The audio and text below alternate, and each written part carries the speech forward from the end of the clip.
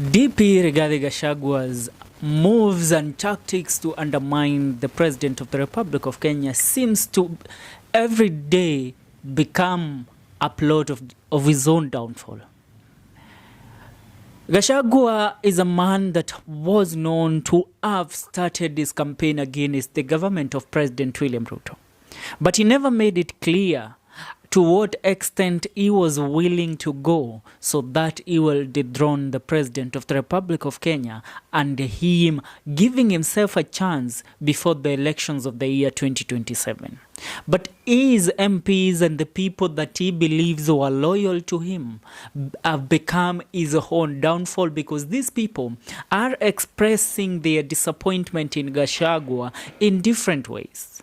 And today, the member of parliament of Madira, who many, not Madira, I'm not Luo, the member of parliament of Madira, who many regarded to as Gachagua's son, that is Eric Wambugu, the husband to the Murang'a women representative Betty Mai, has gone ahead once more to expose the deputy president of the Republic of Kenya of his incompetency and his sabotage plan towards the presidency and the leadership of the Republic of Kenya.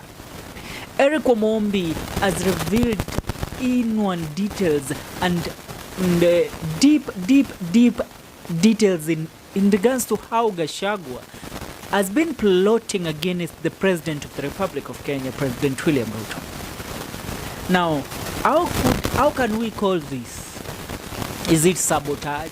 Is it a coup? Is it being politically idiotic? Or is it a genius plan for a man that is so eager for power and has the correct people and the correct formula to lead him to become the next president of the Republic of Kenya? For me, I think this is total sabotage and total greedy for a man that does not want to accept the position that he is, and because of a little taste of power, he thinks now he can have it all. Do you understand the point where I'm coming from? This is what I mean. And I want you to listen to this statement very careful by Eric Wambugu in regards to DP Rigathi Gachagua, because Eric Wambugu, together with the wife Betty, they have been on the verge of exposing Deputy President Rigathi Gachagua for a few days now.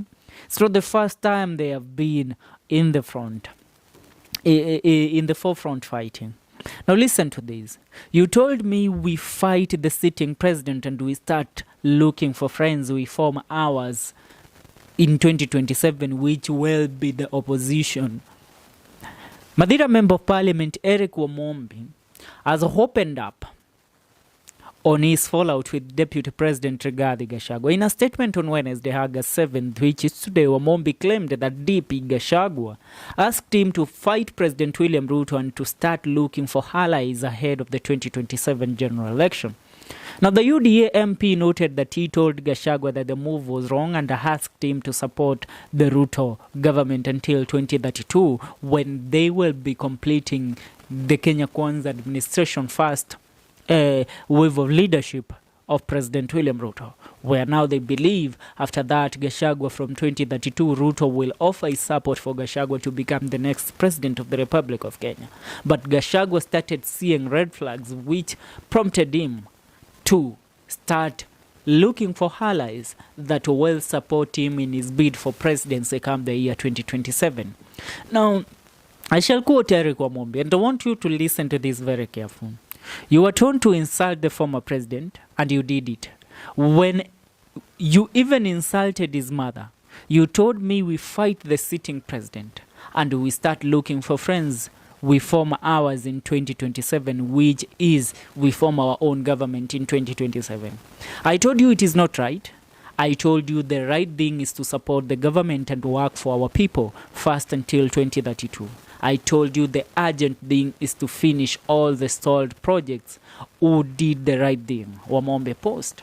Now, the first-term member of parliament allegations comes weeks after he revealed that there was a rift between him and the DP, where even his wife, Betty Maina, who is the women representative from Murang'a County, revealed that Gachagua called her together with her husband and other members of parliament from the Mount Kenya region during the Gen Z demonstrations, where Gachagua asked them to find youths, to fund youths so that they will demonstrate and make the demonstrations so violent to prove that President William Ruto is not worthy of his office as the deputy, as the president of the Republic of Kenya, I mean. Now, MP Wambugu pointed out that their fallout was not about the reopening of closed bars in Karatina town, which was the talk of the town, that Gachagua spoke in public and pointed out that Eric Wambugu had reopened some bars in Karatina and also in Madeira constituency, where Gachagua had gone there as he is fighting the illicit brews in the Mount Kenya region. Had shut down different entertainment joints and mostly bars and pubs. But Eric Wambugu, together with the police in the area, went ahead to order the reopening of the businesses of the people that had been shut down, which became a triggering point for Deputy President Rigathi Gachagua, and seeing that this was a direct disobedience from his son, Madeira Member of Parliament Eric Wambugu. Now, I want to finish this. Listen to this. It is true, there is a rift between the Deputy President and I. The rift is not about the closed bars in Karatina town, which have left the town dead for 4 months. It is about something bigger than that. He should say the truth and nothing but the truth. I will be telling the truth, and the people of Madeira will pick which side to believe in. This is what Eric Wambugu said in July 7th, which was last month, during the very harsh demonstrations that were going on in different parts of the country.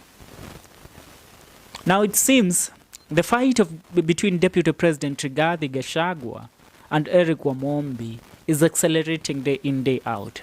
But we believe in the best of the Republic of Kenya. But the question is, Gachagua has been trying to find allies in the Mount Kenya region, which has proved to be very hard for him. That's why he seems to be falling back to the cocoon of President William Ruto and trying to seek a place for himself in the recent government and the recent regime, because today the president is in the Mount Kenya region together with Deputy President Rigathi Gachagua. But truth be told, Gachagua was a man that has camped in the Mount Kenya region for a very long time, trying to solidify his base in the region in terms of politics but not development. If what Eric Wambugu says is true, then Gachagua is ready and he is planning to become the opposition leader come the year 2027, because Raila and the Azimio la Umoja coalition, most of them are right now in government, and I don't think they will take a chance against President William Ruto's government in the year 2027. Many of them, because they have been absorbed in government, they know that there will be a place for them if President William Ruto is re-elected for the second time. Now, if Gachagua decides to become the opposition leader in the year 2027, who do you think might be is running it? A question I shall leave you to answer. Remember to subscribe. This is FM Show KE. May God bless you, and may God bless them.